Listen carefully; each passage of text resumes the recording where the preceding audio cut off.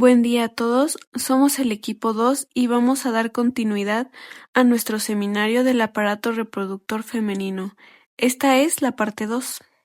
Para dar continuidad a la presentación, ahora hablaré sobre el ciclo cervical, que es un proceso que corresponde a los cambios que experimenta el cuello uterino a lo largo del ciclo menstrual en respuesta a las variaciones hormonales. Para entender estos cambios, tomaremos como referencia un ciclo menstrual regular de 28 días. Durante los primeros días del ciclo, aproximadamente el primero y el quinto, ocurre la menstruación. En esta etapa, los niveles de estrógeno y progesterona son bajos, debido a la regresión del cuerpo lúteo del ciclo anterior.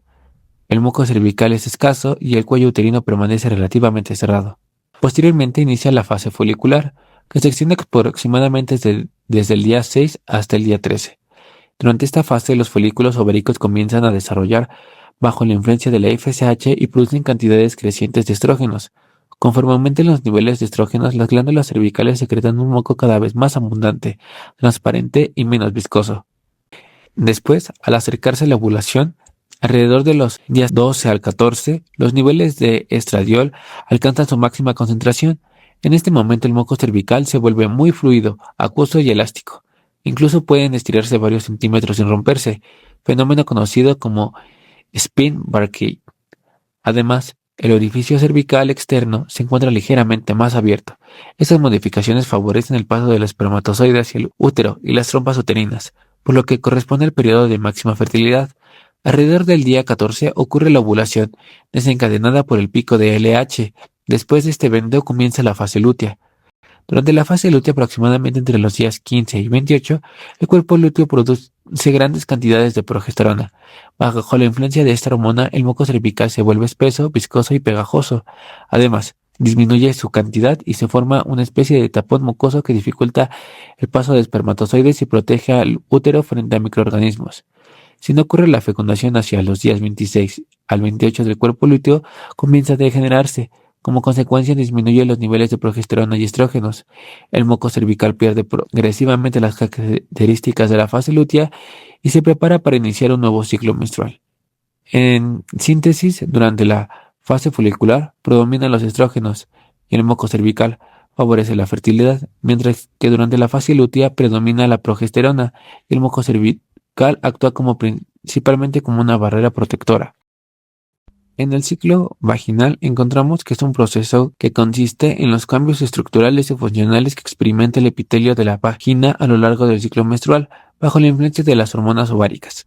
La vagina está revestida por un epitelio plano estratificado no queratinizado. Este epitelio corresponde a las variaciones hormonales, especialmente a los estrógenos y a la progesterona. Durante los primeros días del ciclo menstrual, aproximadamente entre el primero y el quinto, los niveles hormonales son bajos debido a la degeneración del cuerpo lúteo. En esta etapa, el epitelio vaginal presenta una menor cantidad proliferativa y ocurre una mayor descamación celular. Posteriormente, durante la fase folicular, aproximadamente entre los días 6 y 13, aumenta progresiva los niveles de estrógeno producidos por los folículos en desarrollo.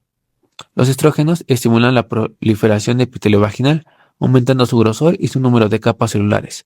Además, las células superficiales acumulan grandes cantidades de glucógeno. Cuando estas células se descaman, el glucógeno es liberado y utilizado por bacterias de la microbiota vaginal, principalmente los lactobacilos. Los lactobacilos transforman el glucógeno en ácido láctico, lo que mantiene un pH vaginal ácido, generalmente entre 3.8 y 4.5. Este ambiente ácido constituye un importante mecanismo de defensa contra microorganismos patógenos. Alrededor de la ovulación, aproximadamente entre el día 14, el efecto de los estrógenos alcanza su máxima intensidad. En este momento el epitelio vaginal presenta su mayor grosor y predominan las células superficiales maduras. Después de la ovulación comienza la fase lútea. Entre los días 15 y 28 durante esta etapa predomina la progesterona producida por el cuerpo lúteo. La progesterona reduce la proliferación epitelial y favorece cambios en la descamación celular. Como consecuencia disminuye la proporción de células superficiales y aumenta la presencia de células intermediarias. Aunque el epitelio continúa siendo funcional, presenta una actividad proliferativa menor que durante la fase estrogénica. Si no ocurre fecundación, el cuerpo lúteo degenera, disminuye los niveles hormonales y el ciclo vaginal reinicia sus cambios junto con el siguiente ciclo menstrual. En sí, los estrógenos producen un epitelio vaginal grueso, rico en glucógeno y con predominio de células superficiales, mientras que la progesterona favorece un epitelio menos proliferativo con predominio de células intermediarias. Estos cambios permiten mantener la función reproductiva y la protección del tracto genital femenino. Acerca de la citología cervicovaginal con relación con el cáncer cervicouterino.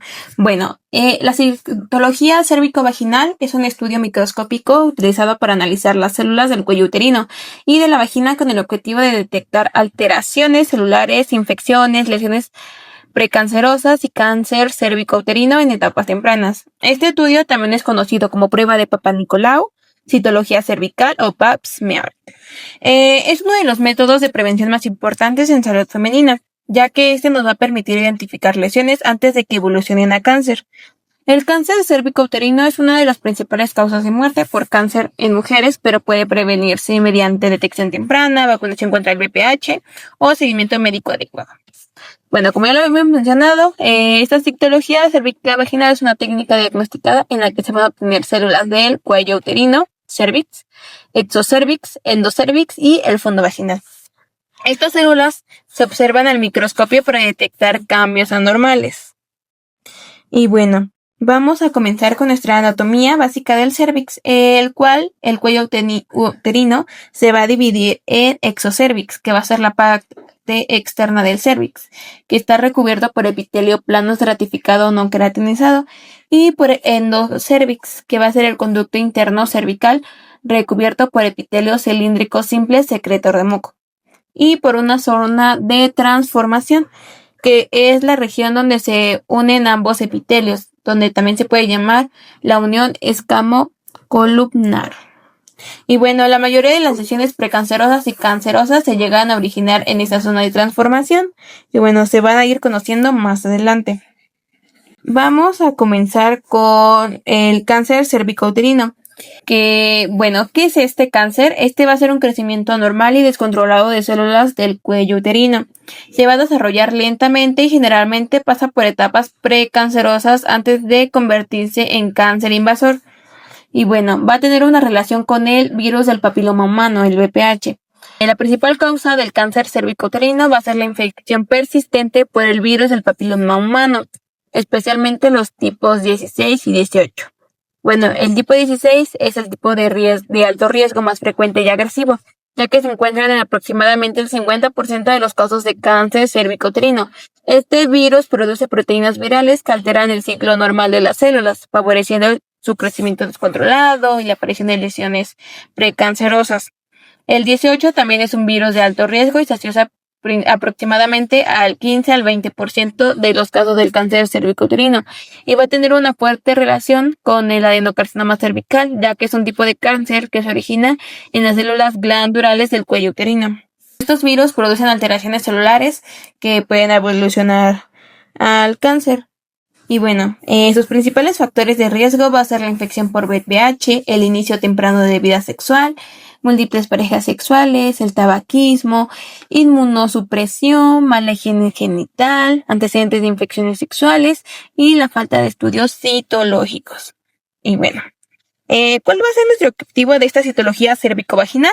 Va a ser detectar alteraciones celulares como cambios anormales antes de que exista este cáncer, lesiones precancerosas como displasias cervicales, el cáncer temprano cuando todavía puede tratarse con éxito, y infecciones como cándida, tricomonas, gardnerella o VPH. ¿Cómo va a ser el procedimiento de esta toma de muestra? Vamos a tener que utilizar material como espéculo vaginal, espátula de aire, cepillo endocervical, portaobjetos y fijador. Y bueno, aquí están resumidos los pasos de seguimiento, de procedimiento, pero bueno, se los voy a explicar más detalladamente.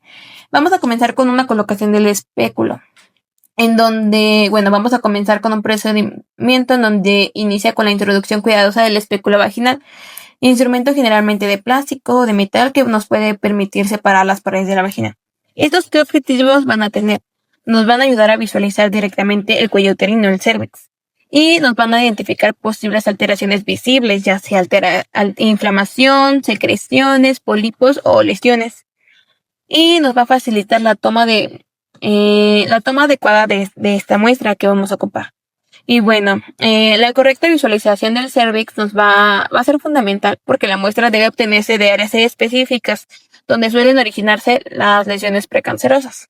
Y bueno, vamos a seguir con la obtención de células. Una vez visualizado el cuello uterino, se va a proceder a recolectar células utilizando la espátula de Ion, un citrobush que va a ser el cepillo endocervical o ambos instrumentos. La muestra se va a tomar de 3 regiones: el exocervix, que es la porción externa del cuello uterino que protruye hacia la vagina, que va a estar revestido por epitelio plano estratificado no queratinizado, y las células obtenidas suelen ser superficiales, intermedias y parabasales. Y también del endocervix, que va a corresponder al canal cervical y llega a estar revestido por epitelio cilíndrico simple secretor de moco. Y las células endocervicales, que van a indicar que la muestra fue tomada correctamente. Y también, por último, una zona de transformación. Vamos a agarrar una muestra de esta, ya que es la región donde se unen el epitelio plano del exocervix y el epitelio cilíndrico del endocervix. También se conoce como unión escamo-columnar. Y bueno, esta va a tener una muy gran importancia, o sea, tomar esta muestra de esta zona de transformación, ya que es la zona más importante. ¿Por qué? Porque ahí se originan aproximadamente el 90% de las lesiones precancerosas. Y bueno, es el sitio donde actúa principalmente el virus del papiloma humano y va a presentar una intensa actividad de metaplasia celular. Y bueno, por esta razón, toda muestra adecuada debe incluir células de la zona de transformación. Ahora sí que es la importante esa. Bueno, vamos a seguir con la extensión de la muestra. Una vez obtenidas las células, se va a distribuir cuidadosamente sobre un portaobjetos de vidrio, formando una capa fina y uniforme. Esto nos va a ayudar a evitar acumulaciones celulares, nos va a permitir una adecuada observación microscópica y nos va a facilitar la penetración de los colorantes. Si la muestra llega a ser demasiado gruesa, nos va a hacer que las células no puedan superponerse o nos va a dificultar la observación nuclear y nos va a aumentar el riesgo de errores diagnósticos. Bueno, después de esta extensión de muestra, vamos a seguir con nuestra fijación, que inmediatamente después de colocar la muestra en el portaobjetos se realiza esta fijación. ¿Qué es la fijación para empezar? Este es un proceso que preserva la estructura celular evitando su degradación. Generalmente se utiliza el alcohol etílico al 95% o fijadores citológicos comerciales. Esta nos va a evitar el secado celular, nos va a conservar la morfología del núcleo y nos mantiene intacto el citoplasma. De igual forma, impide la destrucción de las células por enzimas. La evaluación de una citología va a depender principalmente de la observación de nuestros núcleos celulares. Si la fijación es deficiente, aparecen artefactos, los núcleos se llegan a deformar y el diagnóstico puede ser incorrecto. La tinción después de la fijación, la muestra se somete a la tinción de Papanicolau. ¿Qué es? Esta es una tinción policromática desarrollada por Jos Papanicolau, que va a permitir diferenciar estructuras celulares mediante diversos colorantes. Esta tinción nos va a ayudar a resaltar el núcleo, diferenciar tipos celulares e identificar cambios patológicos. Los colorantes utilizados en esta tinción llega a ser el hematoxilina, que va a teñir los núcleos de color azul oscuro, violeta, que nos va a permitir observar tamaño nuclear, forma nuclear o cromatina. El Orange G o G6 va a teñir las células queratinizadas de color naranja. El EA, Eosina azul, va a teñir el citoplasma de distintos tonos, ya sea rosa, verde, azul verdoso. Y bueno, estos colorantes nos va a permitir diferenciar los tipos celulares y su grado de maduración. Es importante saber que esta tinción de Papanicolau nos va a proporcionar un excelente contraste entre el núcleo, citoplasma, microorganismos y las células inflamatorias. Y bueno, esto facilita la detección de alteraciones precancerosas. Y bueno, la observación microscópica. Finalmente, la preparación es examinada mediante microscopía óptica. Vamos a tener una primera evaluación del citotecnólogo. El citotecnólogo va a revisar miles de células para identificar posibles anomalías, en donde él va a buscar inflamación, infecciones, cambios celulares y células antipáticas. Vamos a tener después nuestra segunda evaluación, que va a ser el patólogo. Cuando existen hallazgos sospechosos, el patólogo va a realizar una revisión detallada y va a emitir un diagnóstico definitivo. Y bueno, ¿qué va a observar este especialista? Para características normales va a tener un tamaño celular adecuado, núcleo pequeño, citoplasma abundante y una relación núcleo-citoplasma normal.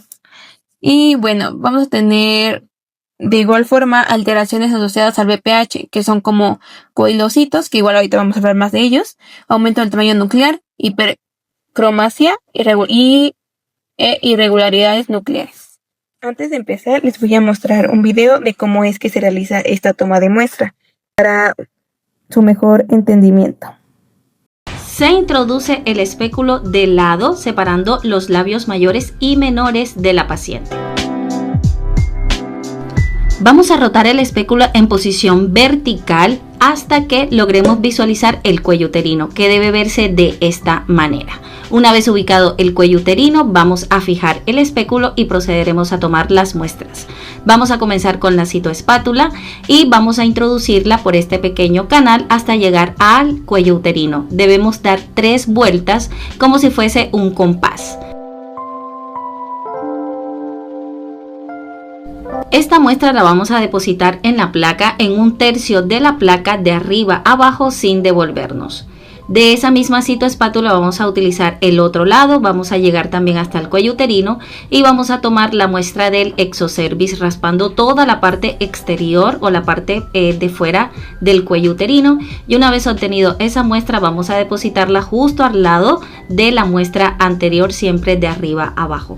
Y por último vamos a utilizar el citocepillo, que debe ser introducido en el canal endocervical por completo y empezar a girar 360 grados, todo por completo, varias vueltecitas para obtener la muestra. Siempre vamos a depositar la muestra en sentido contrario como la tomamos. Y una vez depositadas las 3 muestras, vamos a utilizar nuestro citospray para que estas partículas queden allí sobre la superficie de la placa y esperar a que se seque. Y una vez que terminemos todo esto, vamos a retirar el espéculo y le podemos pedir a la paciente que vaya al baño a cambiarse. Y bueno, aquí de igual forma, para que se observe mejor cómo es que toman estas muestras, después de estos 2 videitos. Bueno, el anterior video nos mostró ahora sí que en video lo que les expliqué de este procedimiento. Y bueno, ahorita vamos a ver cómo es que se ve que se tome la muestra. Ahí podemos observar cómo se tiene que hacer con el cepillito, cómo hacemos giros. Aquí está el primer video y en nuestro segundo video te muestro cómo se realiza la toma del Papa Nicolau en base líquida. Con la ayuda de un citocepillo vamos a tomar una muestra de las células del cervix, internas y externas. Giramos y giramos el citocepillo, de esta forma obtenemos células intactas que van directamente a su estudio. Bueno, seguimos, como hemos dicho, la tinción de Papa Nicolau es una tinción policromática, que nos va a permitir observar el núcleo, citoplasma, alteraciones celulares y bueno, sus características celulares normales. Esta nos va a ayudar a identificar células normales, inflamatorias, displásicas y malignas. Y sus características celulares normales llegan a ser células superficiales grandes, citoplasma abundante, núcleo pequeño. Las células intermedias llegan a ser más redondas, núcleo moderado. Y las células parabasales llegan a ser pequeñas y predominan en menopausia.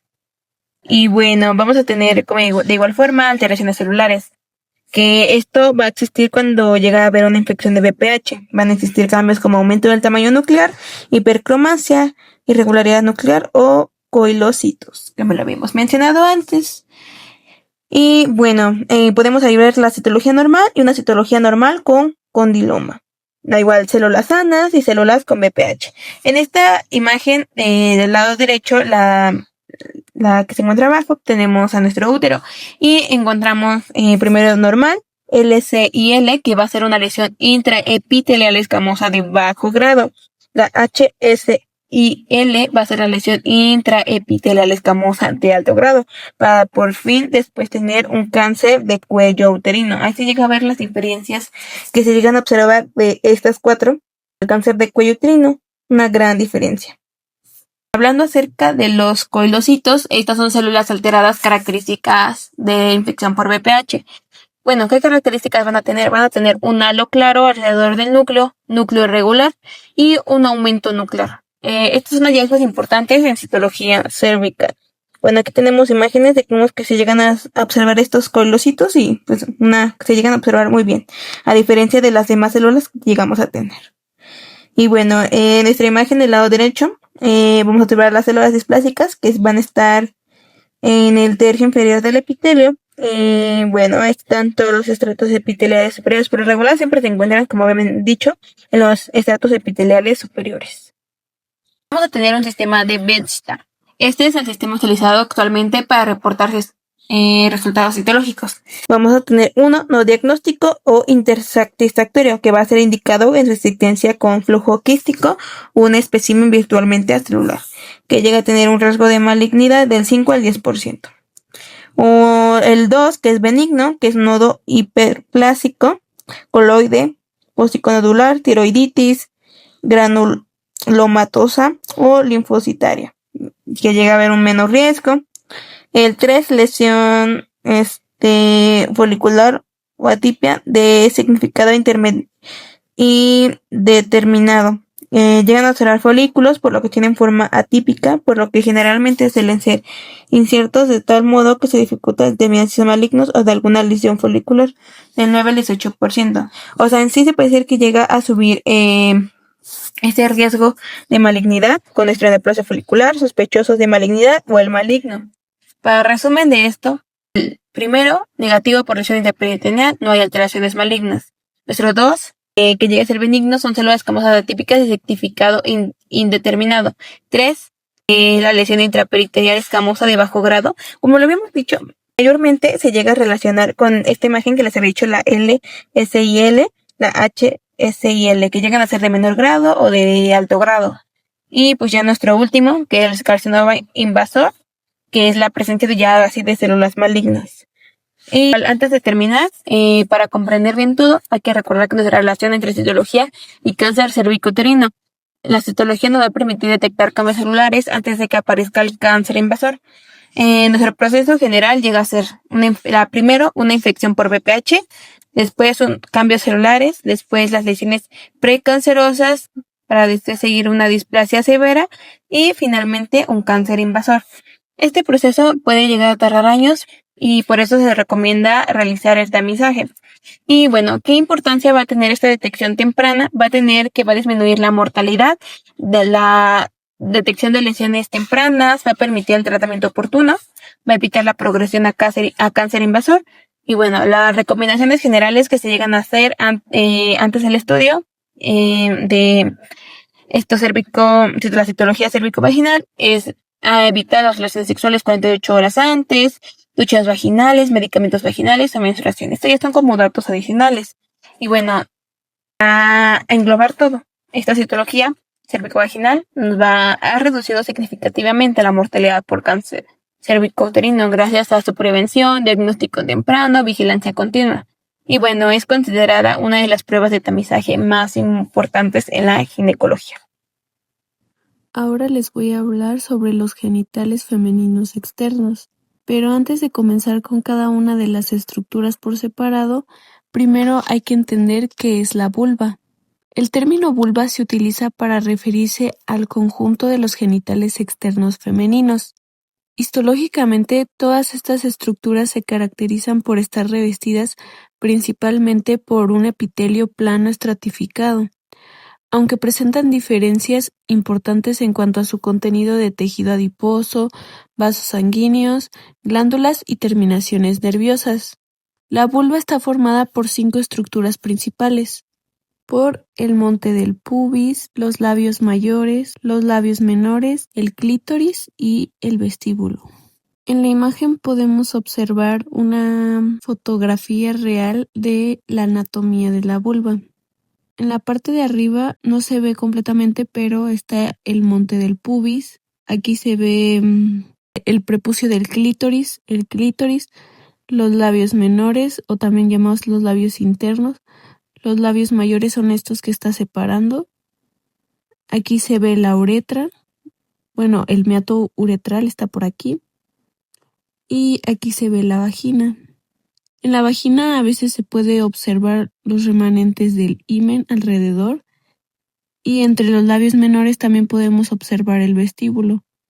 También podemos observar el perineo, que es esta parte que está entre la vulva y el ano. Y podemos observar que tanto en el monte del pubis como en los labios mayores y en el perine hay crecimiento de vello. Cada una de estas estructuras cumple funciones específicas relacionadas con la protección de las vías genitales, la lubricación y la sensibilidad sexual. A continuación revisaremos cada una de estas estructuras desde el punto de vista histológico. Vamos a comenzar con el monte del pubis, también llamado monte de Venus. Y bueno, solo como un dato curioso, quiero comentarles que al monte del pubis también se le conoce como monte de Venus en honor a la diosa romana del amor, la belleza y la fertilidad, a la diosa Venus. Se le otorgó este nombre por su característica forma redondeada y acolchonada que se cubre de vello a partir de la pubertad. Esta prominencia simboliza históricamente la feminidad, la sensualidad y el desarrollo maduro del cuerpo humano.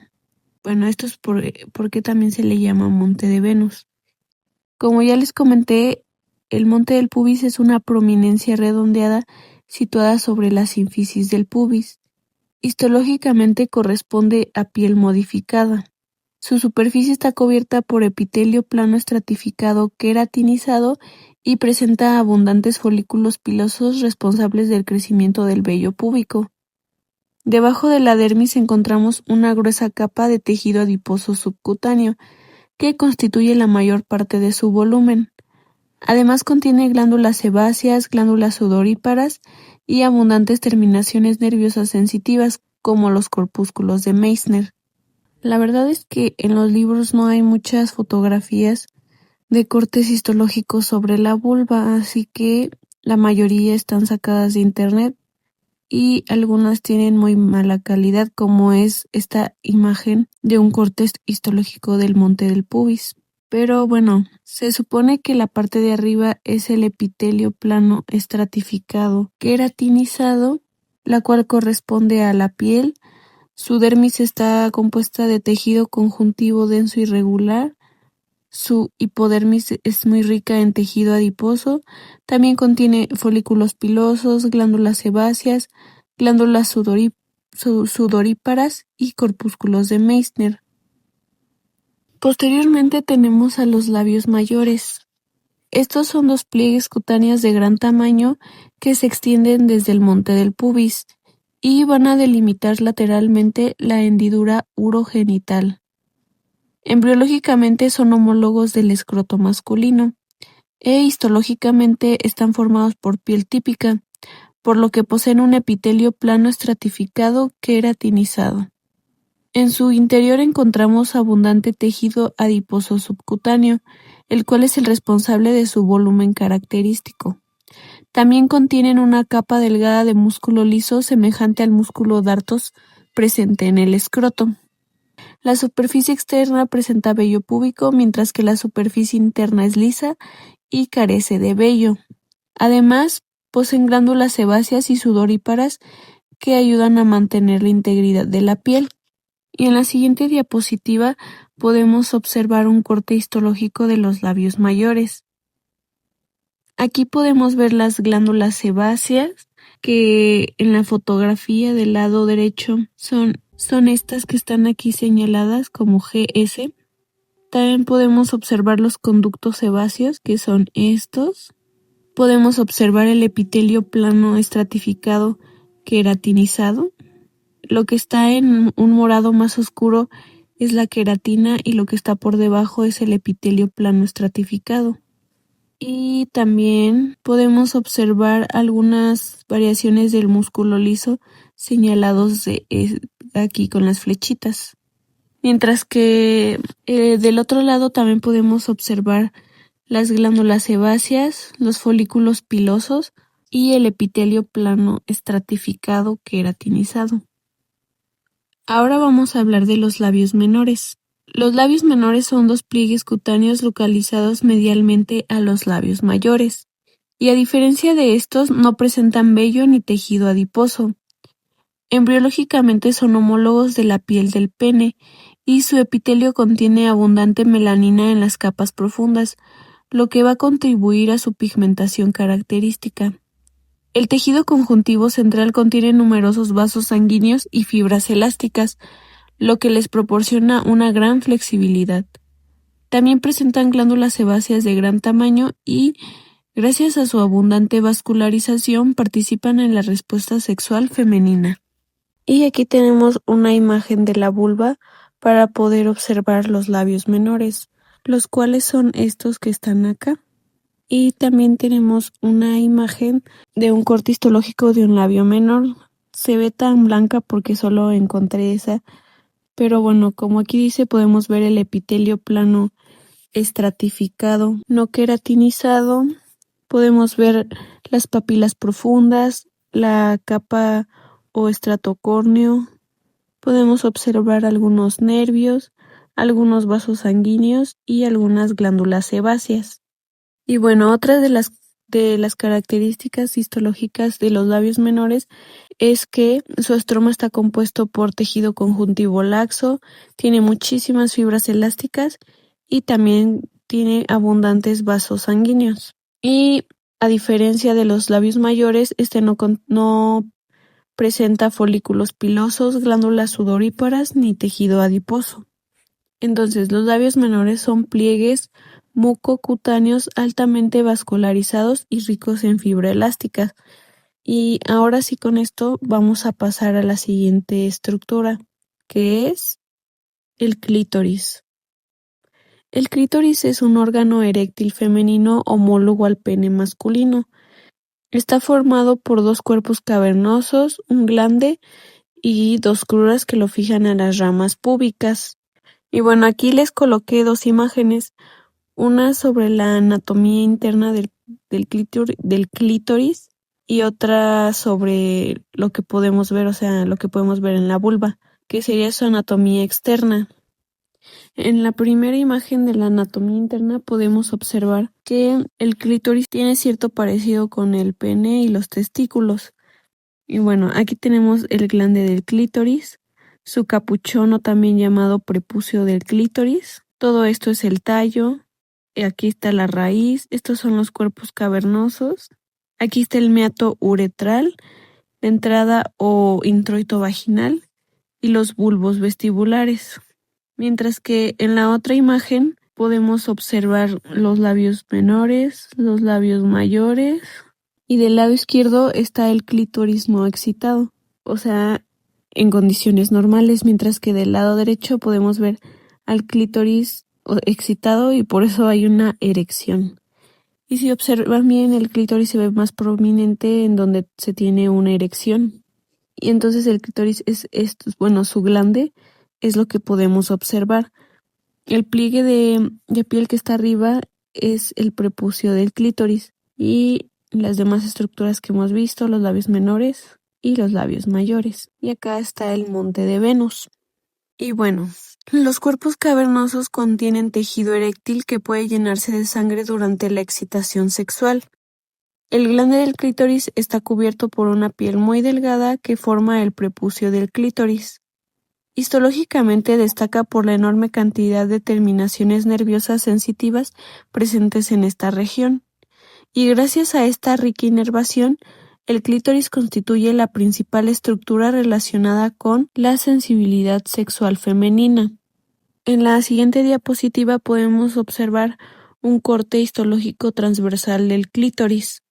Con el número 1 está marcada la fascia, con el número 2 están señalados los corpúsculos de Pacini, con el número 3 están señalados los cuerpos cavernosos y con el número 4 está señalado el tabique, que es lo que divide a los cuerpos cavernosos.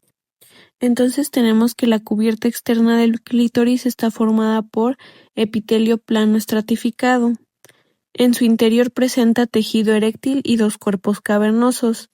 Presenta tejido conjuntivo fibroelástico y, en cuanto a su inervación, presenta abundantes terminaciones nerviosas libres y corpúsculos sensitivos. Y ya con esto pasamos a la siguiente estructura, que es el vestíbulo vaginal. El vestíbulo corresponde al espacio localizado entre los dos labios menores. Histológicamente se encuentra revestido por epitelio plano estratificado. En esta región desembocan tanto la uretra como la vagina. Y también encontramos numerosas glándulas encargadas de la lubricación, como las glándulas de Bartolini y las glándulas de Skene. Debido a estas características, el vestíbulo constituye una zona de transición importante entre los genitales externos y las vías genitales internas. Y como podemos observar en la imagen de la anatomía del vestíbulo de la vagina, se encuentra entre los dos labios menores. Es este espacio que está aquí. Aquí podemos observar el himen, la vagina, el meato uretral, los labios mayores, que se supone que son estos, el monte del pubis y el perine.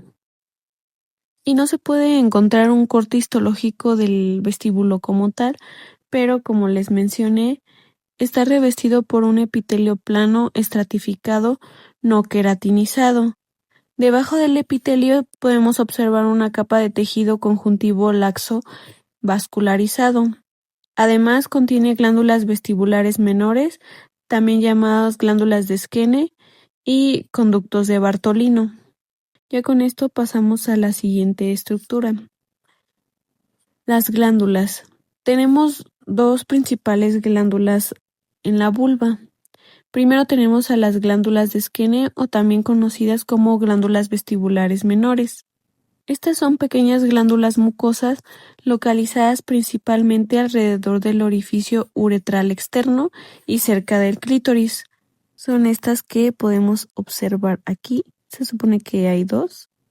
Como les dije, está cerca del orificio uretral y del clítoris. Su función principal consiste en producir secreciones mucosas que contribuyen a la lubricación local. Y estas glándulas son homólogas de la próstata masculina. Después también tenemos a las glándulas vestibulares mayores, también conocidas como las glándulas de Bartolino. Son glándulas tubuloalveolares localizadas en la pared lateral del vestíbulo. Son estas que podemos observar aquí en la imagen. Son dos, se supone que son pares, así que deberían ser dos. Estas alcanzan aproximadamente 1 centímetro de diámetro y van a secretar un moco lubricante que desemboca cerca del introito vaginal. Embriológicamente son homólogas de las glándulas vulvouretrales masculinas y clínicamente son importantes porque sus conductos pueden obstruirse y formar los llamados quistes de Bartolino. Si estos quistes se infectan, pueden producir dolor, inflamación y formación de abscesos. Y en la siguiente diapositiva podemos observar cortes histológicos de cada una de estas glándulas.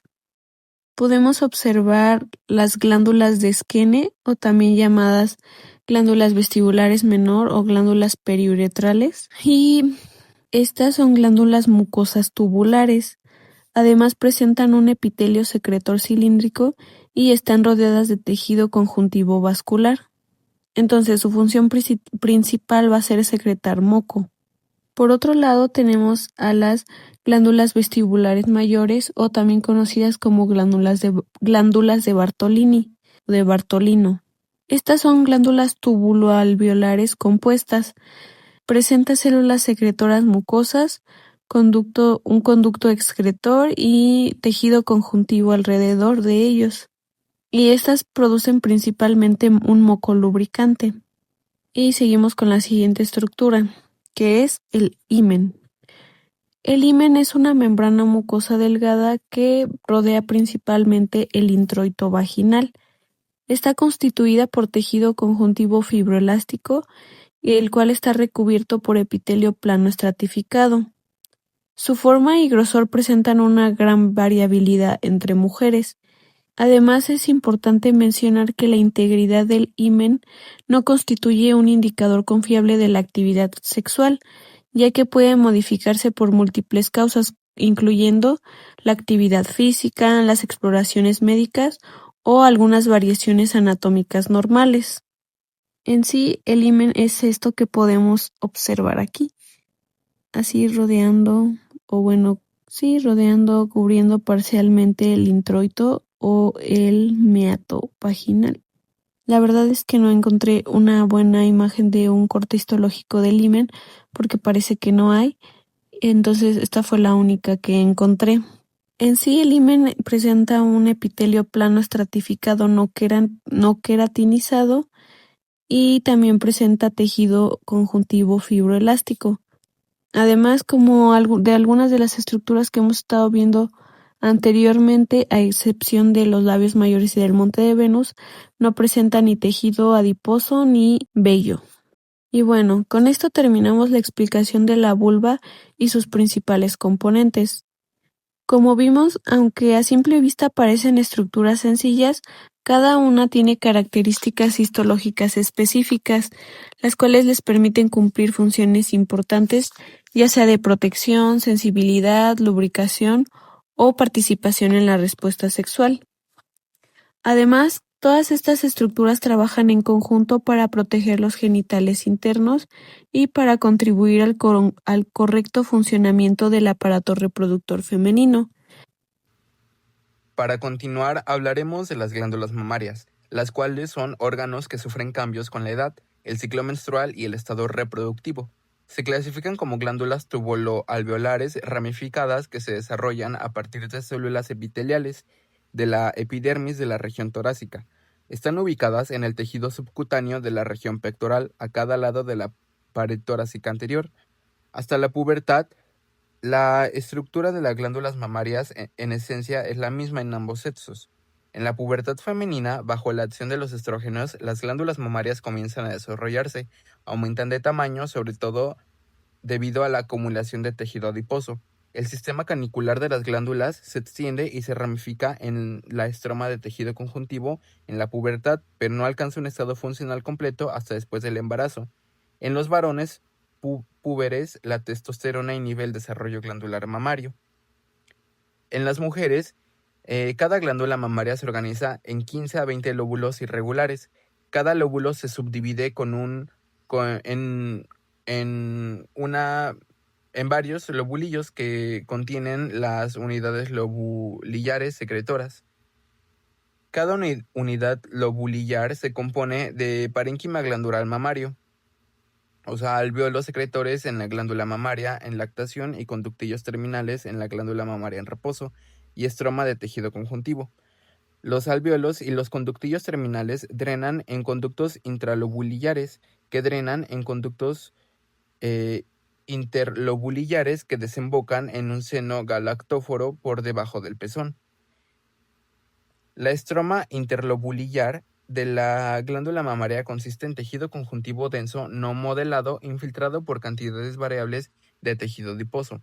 En cambio, la estroma intralobulillar se compone de tejido conjuntivo laxo que rodea los componentes epiteliales lobulillares de la glándula. Aquí podemos ver una microfotografía en donde se muestra un corte de una glándula mamaria femenina postpuber en reposo. Con postpuber me refiero a que pues después de la pubertad. Con este aumento pueden verse unos cuantos lobulillos, como lo podemos ver aquí. Cada lobulillo está compuesto por conductillos terminales que se encuentran rodeados por tejido conjuntivo laxo, contenidos dentro de una estroma de tejido conjuntivo denso. En el tejido conjuntivo aparecen adipocitos. Pasando a estas microfotografías, que es de una glándula mamaria en reposo, muestra con más aumento la región incluida en esta microfotografía. El parénquima de la glándula mamaria en reposo está formado por una ramificación de los conductos galactóforos que conducen a la unidad lobulillar de conductos terminal, marcados con el número 1. Cada unidad corresponde a una agrupación de conductillos terminales. Los conductillos terminales son estos, los cuales están ramificados que estos conforman a un lobulillo. Durante el embarazo y luego del parto, las células de los conductillos terminales se diferencian en células alveolares secretoras funcionales que producen leche. Cada lobulillo tiene un conducto colector intralobulillar, el cual transporta las secreciones hacia el conducto interlobulillar, o sea, hasta acá. Las estructuras de la unidad lobulillar de conducto terminal están rodeadas por una estroma intralobulillar compuesta por el tejido conjuntivo laxo especializado, sensible a las hormonas, que rodea a los conductillos terminales. En esta imagen podemos ver con más aumento los conductillos terminales.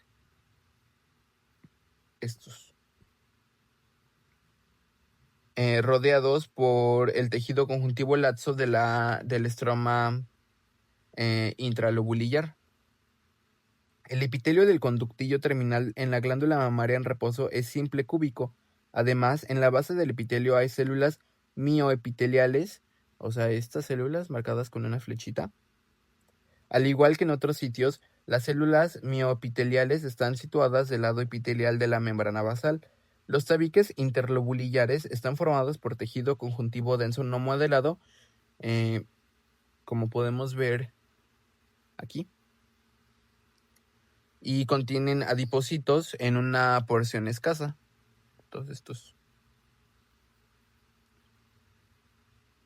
En esta imagen de abajo podemos ver con más aumento una unidad lobulillar de conducto terminal. La estroma intralobulillar marcada con el número 8, que rodea los conductillos terminales, o sea, estos. Se compone de un tejido conjuntivo laxo especializado que contienen muchas más células por unidad de volumen que otras regiones del cuerpo y una variedad mayor de tipos celulares. Podemos ver que hay una acumulación mayor de linfocitos. Y aquí podemos ver que, regresando a esta microfotografía, los plasmocitos y los fibroblastos del núcleo alargado son de núcleo, los fibroblastos son de núcleo alargado. Los conductillos de cada lobulillo drenan en los conductos intralobulillares, aquí, y los cuales luego desembocan en el conducto interlobulillar, o sea, aquí. La diapositiva anterior correspondía a una glándula mamaria en reposo. Ahora hablaremos de una glándula mamaria en etapa proliferativa. Durante el embarazo, las glándulas mamarias sufren su fase de proliferación más rápida en preparación para la lactación. Esto ocurre en respuesta a estrógenos y progesterona, secretados inicialmente por el cuerpo lúteo y más tarde por la placenta, así como prolactina de la glándula hipófisis y gonadocorticoides de la corteza suprarrenal. Los estrógenos actúan principalmente sobre el sistema canicular, mientras que la progesterona promueve el desarrollo alveolar. Durante el primer trimestre del embarazo, los conductillos terminales se ramifican y se alargan. Su revestimiento compuesto por células epiteliales prolifera y se diferencia a partir de células madre.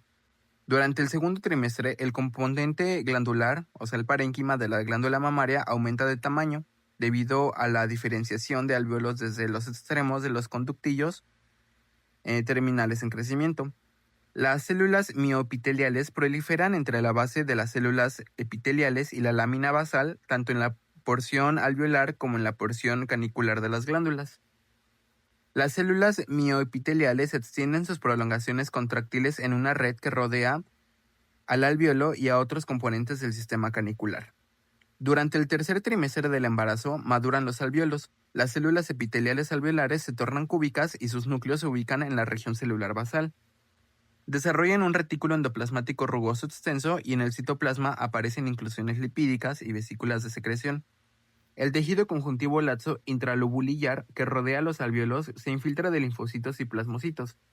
El tejido conjuntivo denso no modelado interlobulillar de la estroma se adelgaza y forma tabiques entre los lobulillos. En el momento del parto, las células glandulares se activan en su totalidad y secretan grandes cantidades de leche. Los alvéolos han aumentado de tamaño y constituyen la mayor parte del volumen de la glándula en lactación. El tejido conjuntivo denso interlobulillar se reduce a una cápsula fibrosa que rodea cada lobulillo. La prolactina liberada por la hipófisis en respuesta a los estímulos de succión durante el amamantamiento mantiene la función de la glándula mamaria en lactación. Ahora pasando a las microfotografías, aquí podemos ver, esto nos muestra un corte de la glándula mamaria con poco aumento durante el embarazo avanzado. Podemos ver varios lobulillos con alvéolos totalmente desarrollados, estos. Varios conductos intralobulillares, los cuales han aumentado su diámetro y contienen producto de secreción que drena en conductos interlobulillares más grandes, o sea, estos. Los lobulillos están separados por finos tabiques de tejido conjuntivo. Todos estos. Bueno, siguiendo con esta imagen, esta corresponde a una microfotografía con más aumento de la región,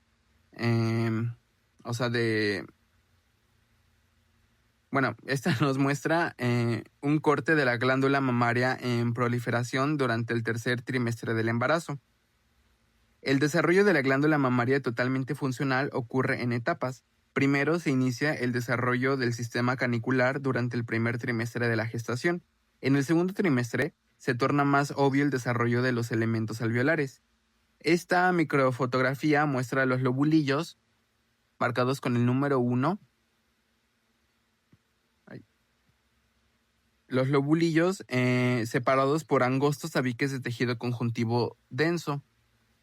La estroma intralobulillar marcada con el número 3, representada por el tejido conjuntivo laxo especializado que rodea los alvéolos en desarrollo, es más celular. Los alvéolos están bien formados y muchos contienen productos de secreción precipitado en su luz. Cada uno de los alvéolos está conectado a un conducto intralobulillar, aunque esta relación puede ser difícil de ver. El epitelio de los conductos intralobulillares es de aspecto semejante al del epitelio alveolar. Los alvéolos y los conductos intralobulillares se componen de una sola capa de células epiteliales cúbicas apoyadas sobre células mioepiteliales que no se ven con este aumento. Podemos observar que un pequeño conducto intralobulillar individual está desembocando en un conducto intralobulillar de calibre mayor. Lo podemos ver aquí. Ahora, continuando con la siguiente imagen, podemos ver una glándula mamaria en el tercer trimestre del embarazo.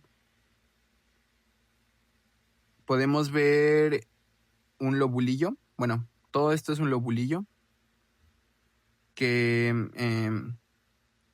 podemos ver que están rodeados por tabiques de tejido conjuntivo, señalados con el número 5. Aquí podemos ver. El tejido conjuntivo denso no modelado que forma estos tabiques es diferente al del estroma de tejido conjuntivo laxo intralobulillar que rodea los conductillos terminales y los alvéolos en desarrollo. Este último es muy celular y contiene una gran cantidad de plasmocitos y linfocitos, como lo podemos ver aquí. Plasmocitos y linfocitos. Podemos ver en esta pequeña imagen podemos ver con mucho más aumento el epitelio secretor. Podemos observar que es un epitelio simple cúbico. En la base del epitelio aparece el núcleo de una célula mioepitelial. Aquí está, que lo podemos ver como aplanado. A veces se ve que los alvéolos se fusionan entre sí. Estos son los alvéolos. Como podemos aquí que están fusionados entre sí. Estas siluetas corresponden a la desembocadura de varios alvéolos en el conducto intralobulillar.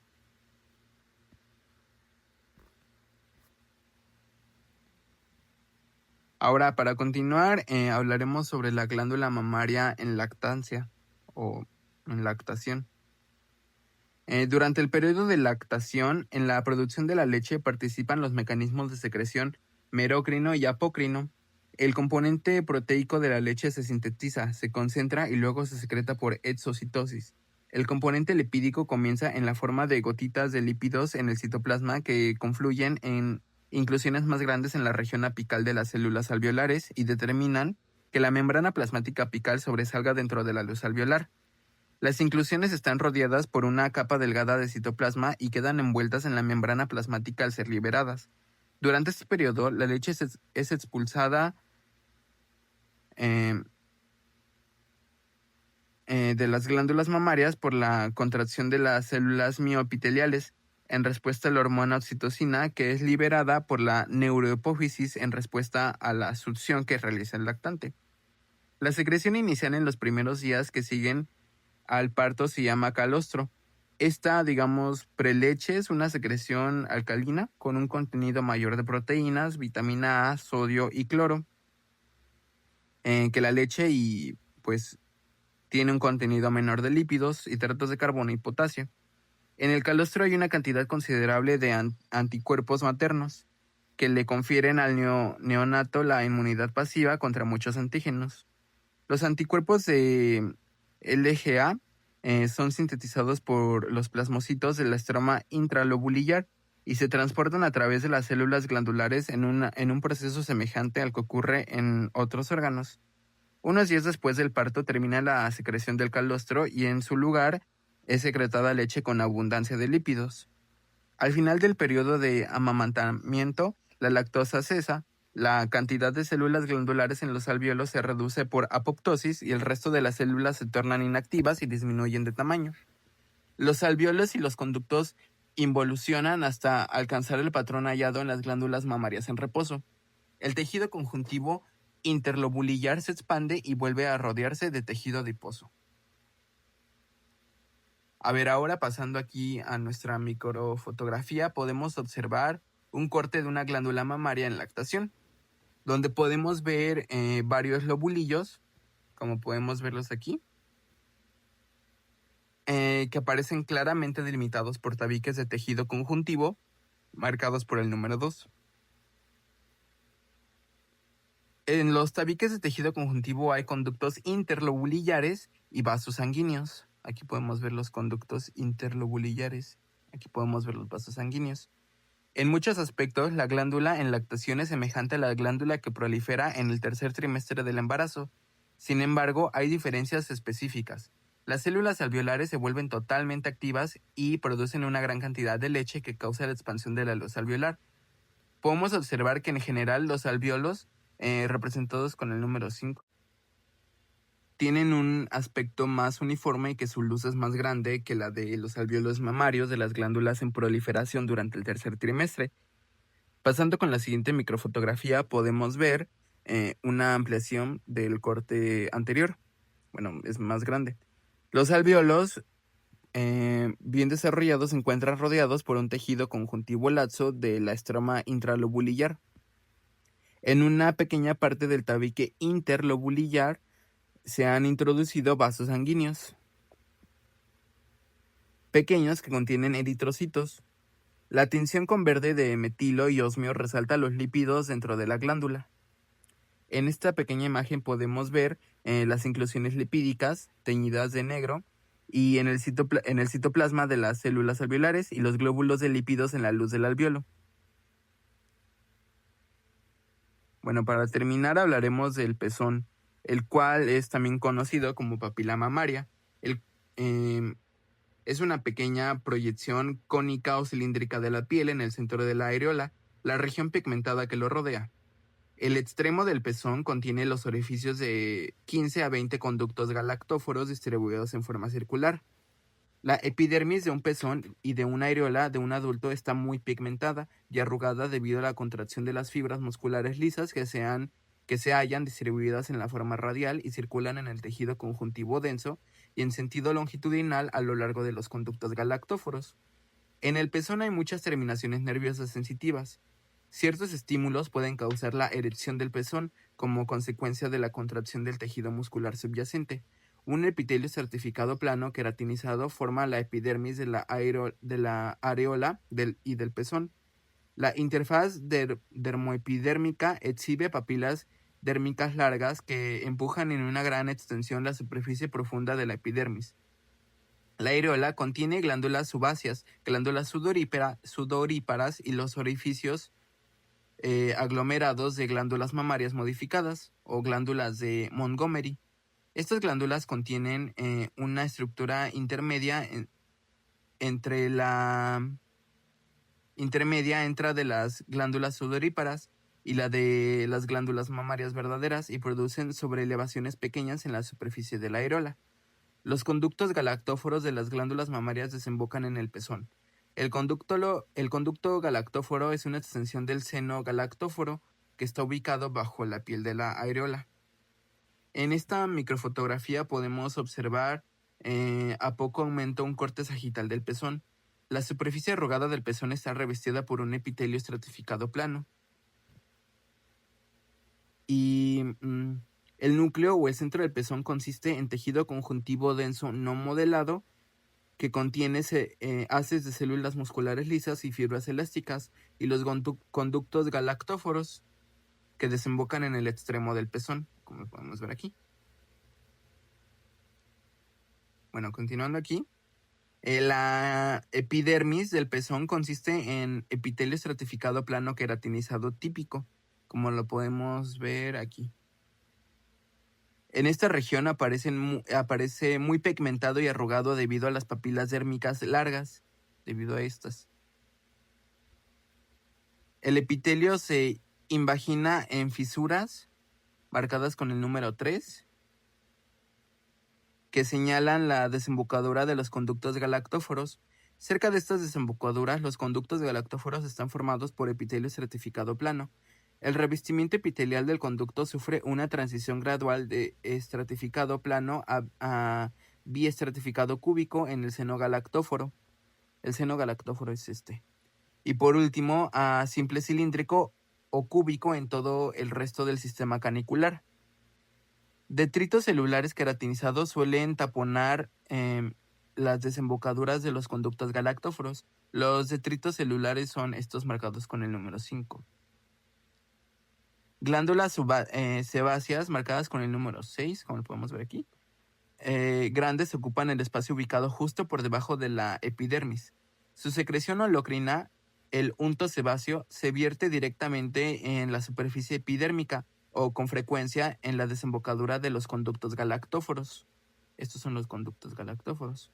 El centro o núcleo del pezón consiste en tejido conjuntivo denso no modelado con haces de fibras musculares lisas. Para continuar, aquí podemos ver con más aumento la región que rodea al seno galactóforo. Podemos ver haces de fibras musculares lisas marcadas con el número 8. Aquí y aquí tienen más aumento. En corte longitudinal y transversal atraviesan el centro del tejido conjuntivo denso no modelado. La pared del seno galactóforo, marcada con el número 9, está arrugada y tapizada por epitelio estratificado cúbico de tensión oscura. Justo por debajo del epitelio hay una capa delgada de tejido conjuntivo laxo muy celular, como lo podemos ver aquí. En esta imagen podemos ver con más aumento el seno galactóforo y su epitelio compuesto por 2 capas celulares cúbicas. Y pues eso sería todo de glándula mamaria y pezón. Con esto último terminamos nuestro seminario del aparato reproductor femenino. Espero que se haya entendido todo y si no es así, cualquier duda que surja nos la pueden comunicar. Muchas gracias a todos por su atención.